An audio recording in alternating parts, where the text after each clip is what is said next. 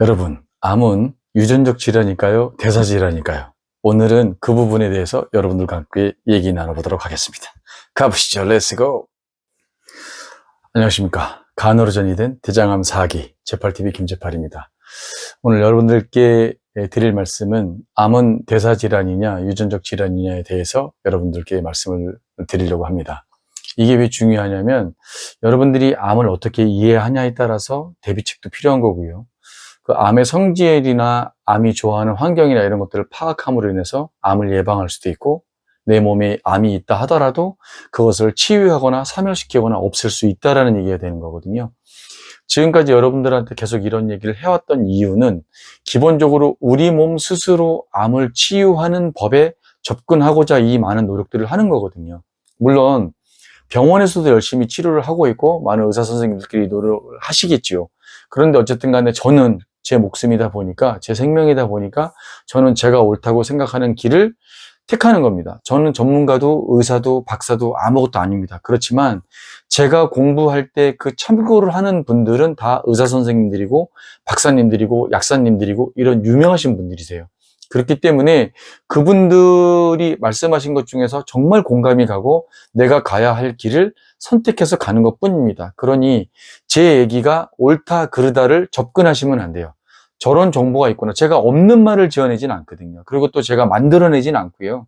다른 데서 듣는 얘기, 다른 곳에서 들었는데 이해가 가고 정말 암 환우분들한테 좋다라고 생각하는 그런 얘기들을 골라서 여러분들한테 전달하는 그런 매개체 역할만 하는 거기 때문에 다른 쪽으로 생각하지 않으시고 제가 뭘 알아 라고 생각하지 마시고 저런 내용도 있구나, 제8위는 저런 정보도 들어서 우리한테 알려주는 거나 라고 접근을 하시면 되겠습니다.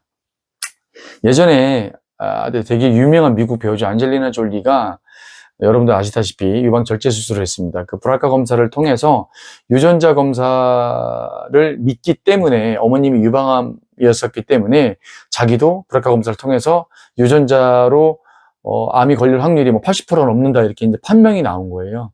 그래서 아깝게도 그 절제 수술을 택한 거죠.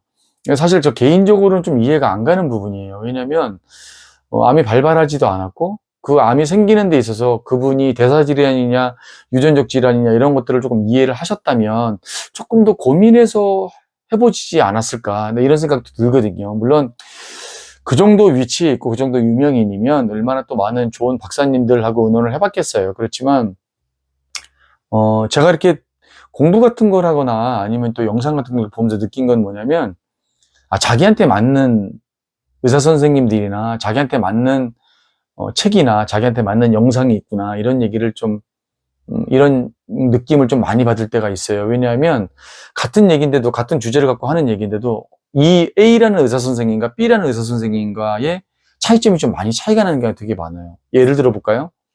여러분, 커피를 마셔도 됩니까 안 됩니까?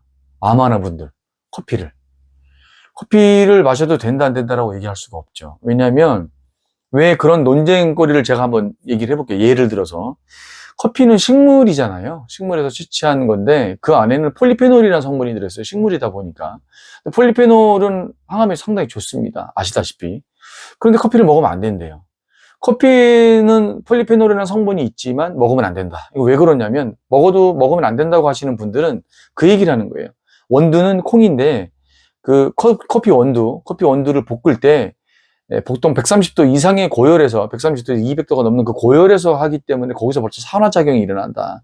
그래서 거기서 발암물질이 발생될 수 있고, 유통 과정에서 이거를 보존 기간을 길게 하기 위해서 다른 첨가물을 집어넣거나 그다음에 유통 과정이 어떻게 투명해지지가 않기 때문에 그럴 수 있다. 그 말도 틀린 말은 아닌 것 같아요. 그러니 커피를 먹어야 되느냐 말아야 되느냐의 판단은 누가 해야 되는 겁니까? 결국 오롯이 자기 몫인 거예요. 대신에 많은 정보를 가지고 자기가 심사숙고를 좀 해야 되는 부분이 있는 거예요. 고기 하나 더 얘기해 볼까요? 고기 정말 찬반양론이 정말 많잖아요. 고기를 먹어도 된다, 안 먹어도 된다. 제가 이제 존경하는 그 김우신 박사님, MD 앤더스 병원의 아주 유명하신 김우신 박사님 같은 경우는 고기를 먹어야 된다는 거예요.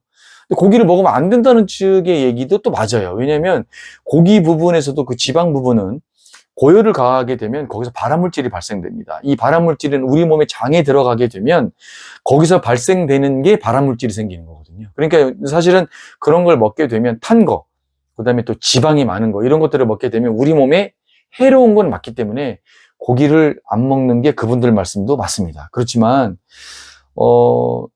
정말 고기를 살코기 위주로 해서 뭐 삶아서 먹는다든지 탄고기 위주가 아니라 지방을 다 제거한, 저는 삼겹살 안 먹거든요. 근데 돼지고기나 이런 것보다 살코기 위주로, 살 위주로만 조금씩 먹는데, 그게 뭐 예를 들어서 소량으로 일주일에 한 2번 정도 뭐 100g에서 200g 정도 먹는다면 제 생각에는 저는 그렇게 먹어왔기 때문에 큰 문제가 없을 것 같다. 생선도 역시 마찬가지다. 생선은 어떤 사람은 오메가3의 대표적인 뭐 연어도 마찬가지고 고등어도 마찬가지지만 꼭 먹어야 된다라고 말씀을 합니다. 그런데 어떤 분들은 생선은 먹으면 안 된다고 합니다. 그 이유가 뭐냐면 미세 플라스틱 때문에 그런 거예요. 우리가 이제 고기를 잡게 되면 저도 그거 봤거든요. 다큐멘터리에서. 생선살을 이렇게 분해를 해서 현미경으로 보면 그 안에 절대 눈으로 볼 수 없는 미세 플라스틱들이 엄청나게 많답니다. 근데 이것들을 계속 우리의 몸에 축적이 되고 이제 가라앉아서 남아있기 때문에 상당히 안 좋다. 그래서 이것도 우리 건강, 암뿐만이 아니고 건강에 상당히 안 좋다. 그 말도 틀린 말은 아니라고 보는 거예요. 그래서 우리가 왜 오메가3 하나를 고를 때도 이게 저 깊은 바다에 아주 작은 어종에서 잡은 채취한 거냐 아니냐 이런 거를 많이 따지거든요. 오메가3 보실 때 보면 그런 설명들이 대부분 다 99% 나와 있습니다. 소형 어류에서 채취한 거냐, 중형 어류에서 채취한 거냐, 이것도 되게 중요하다라고 얘기가 나온 거거든요. 그러니까 여러분들이 어떤 정보를 얻으실 때도 중요한 게 뭐냐면 어떤 약이 좋아요. 강황을 한 가지 더 얘기를 들어볼게요. 강황가루가 좋다고, 저는 강황가루를 먹습니다. 미리 말씀드리는데 저는 새싹보리하고 강황가루를 매일 먹습니다. 자, 강황가루를 좋아하시는 분과 반대하시는 분과 찬성하시는 분들이 계세요. 왜? 찬성하시는 분들은 강황에 대한 그 강황이 가지고 있는 그 성분이 항암 작용에 상당히 탁월하다는 논문을 내신 분들이에요. 그 성분만 가지고. 그런데 반대하시는 분들은 그건 아니다. 성분은 맞지만 강황을 채취해서 우리가 가공해서 분쇄해서 그거를 가루로 만들게 되면 그 과정 안에 중금속이 포함될 수 있고 다른 이물질들이 들어갈 수 있기 때문에 그거 역시 좋지 않다. 참 복잡하죠. 참 쉽지 않죠. 뭘 하나 먹더라도 지금은 세상이 너무 공해, 미세먼지에, 오염에, 많은 약들에 의해서, 화학적인 어떤 요소들에 의해서 뭐 하나 먹기가 참 쉽지가 않은 겁니다. 그럼 어떻게 해야 될까요?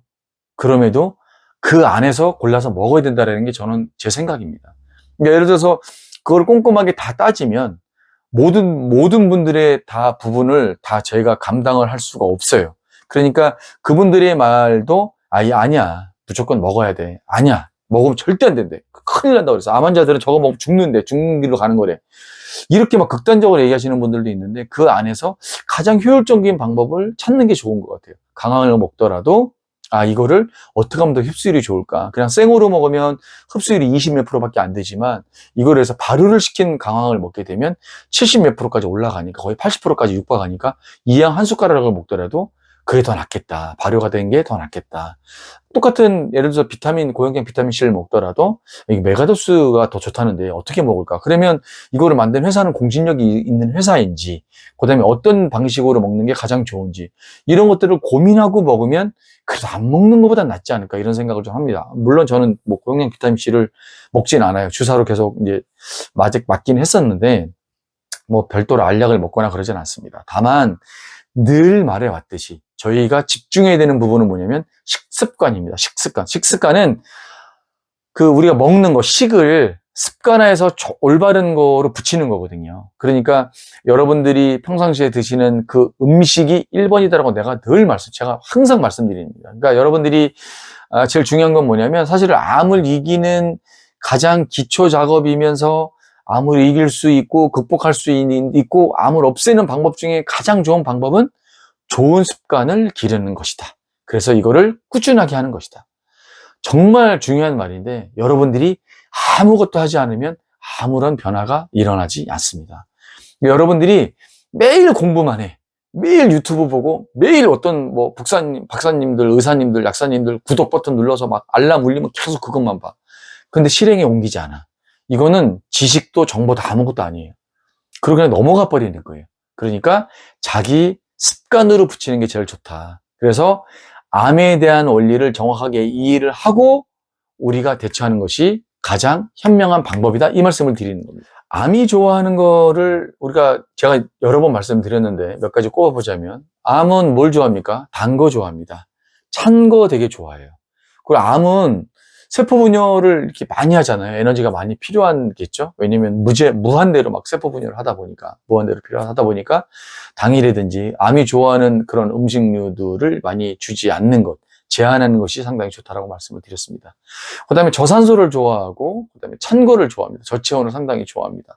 그런 것들도 있고, 그 다음에 또 우리가 암이 좋아하는 환경들이 되게 많죠. 과식하고, 폭식하고, 시도 때도 없이 먹고, 운동을 하지 않고, 나태해지고 게을러져서 우리 몸에 근력이 점점 떨어지고 뭔가 활성화되지 않는 거, 우리의 면역력이 활성화되지 않는 환경들을 너무너무 좋아하는 거예요. 왜냐하면 자기의 적이 될 수 있는 우리 몸에 있는 이 좋은 면역세포들이 힘을 못 쓰니까, 활동을 안 하니까 더 좋겠죠. 그런 것들이 암이 좋아하는 환경이다, 이렇게 보시면 되는 거예요. 제가 늘 말씀드렸지만 여러분들이 밥 먹는 거 하나, 운동 하나, 스트레스 관리 하나, 명상 하나, 이런 것들이 다 암 치유에 분명히 중요한 이런 요소들이라고 말씀을 드렸습니다. 얼마 전에 제가 어떤 의사 선생님께서 하신 말씀을 들었는데, 이분들이 이제 외국의 논문을 보시고 그거를 설명해 주시는 그런 거였었는데, 아주 조금 그걸 쉽게 얘기하자면, 자, 암세포가 있어요. 암세포. 자, 정상세포가 있어요. 이 세포 안에는 핵이 들어가 있죠. 핵이 들어가 있어요, 이 안에. 그러면 암세포에 있는 핵을 뽑아다가 정상세포에 있는 핵을 빼서 이 안에다 집어넣으면 어떻게 될까요? 놀랍게도 암세포의 핵을 빼서 정상세포 안에 핵자리에다 집어넣었더니 이게 정상세포랑 똑같이 활동을 하더랍니다. 더 이상 막 무제한 분열을 하지 않고 정상세포랑 똑같이 논다는 거예요. 너무 신기하죠? 자, 그러면 이렇게 생각해 볼 수 있죠. 암세포인데 암세포의 핵을 제거하고 정상세포 핵을 이 안에다 집어넣으면 어떻게 될까요? 그러면 정상이 될 것 같죠? 그렇지 않더랍니다.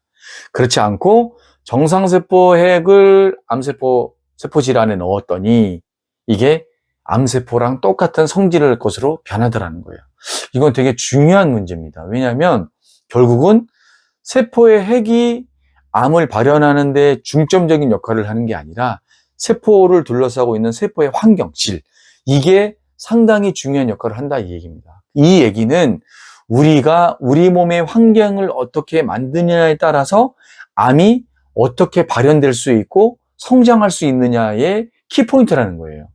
이해가 가셨으면 좋겠는데, 저도 잘 몰라서 제가 알고 있는 한돈에서 말씀을 드리면, 제 방식대로 말씀을 드리면 여러분들하고 수준이 거의, 물론 저보다 더 수준이 높으신 분들도 있으시지만 거의 비슷하게 맞을 거라고 생각하고 쉽게 얘기한다고 하는 거예요. 그러니까 암이 마이너스고 이게 정상세포가 플러스라고 그러면 마이너스 안에다 플러스를 집어넣으면 이게 플러스로 바뀌는데, 마이너스에 되어 있는 걸 갖다 플러스로 집어넣어 버리면 이게 마이너스로 바뀐다는 거예요.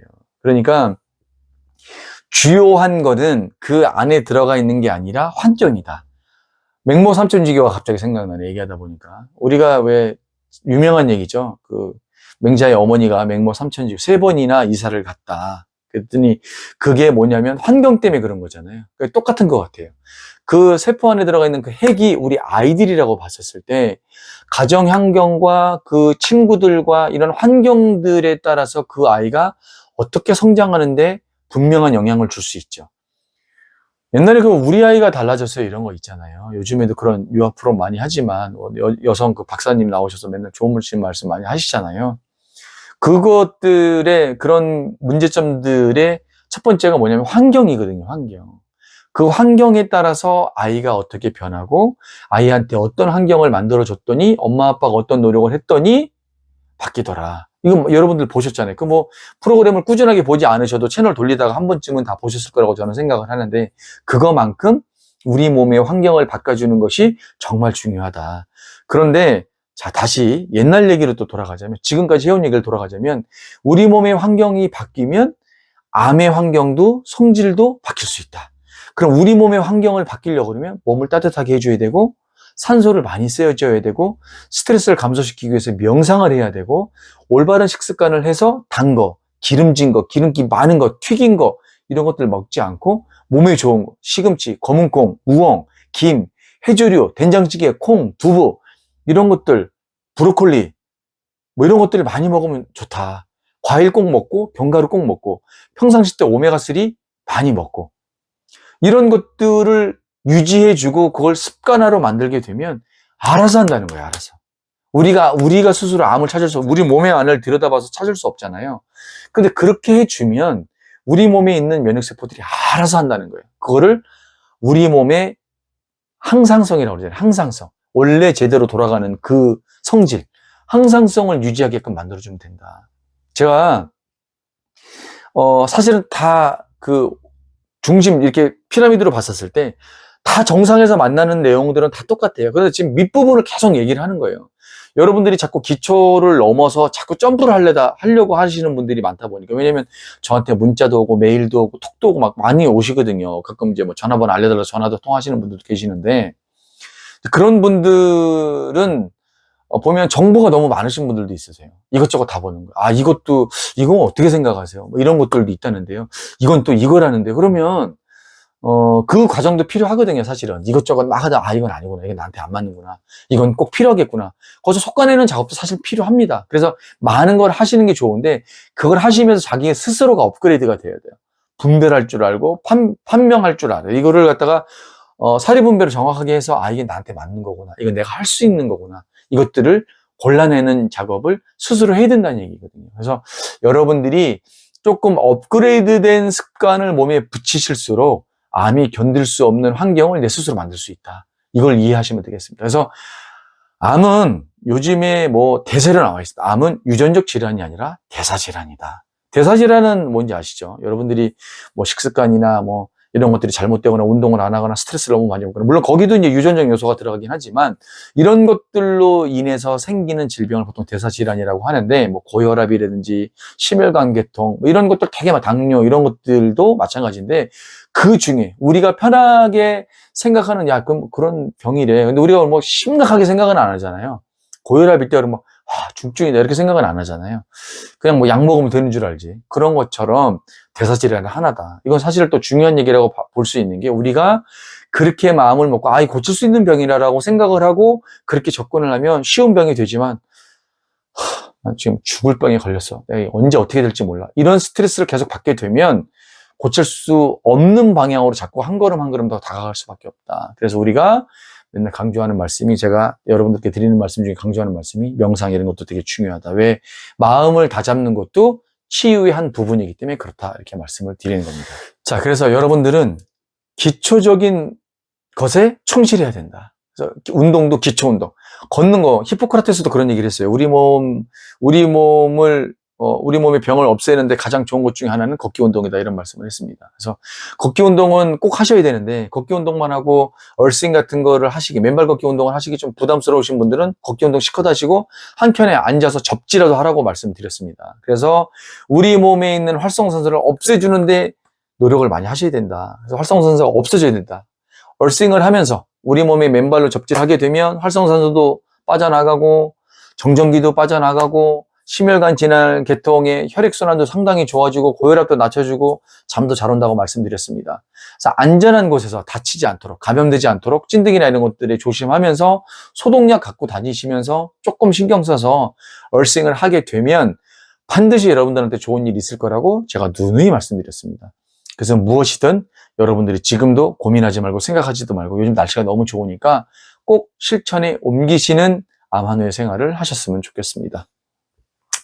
오늘도 여러분들께 도움이 되는 영상이 되었기를 진심으로 바라면서, 좋아요, 구독 꼭 눌러주시고요. 알림 설정 해놓으시면 제 영상이 뜰 때마다 여러분들한테 알람이 갈 겁니다. 지금 이 시간에도 고통받고 누워 계시는 많은 우리 암 한우분들 힘내시고 화이팅 하십시오. 방법은 있습니다. 우리는 해낼 수 있고 극복할 수 있습니다. 제8TV도 화이팅! 대한민국도 화이팅! 오늘 제8회의 영상은 여기까지였습니다. 대단히 감사합니다.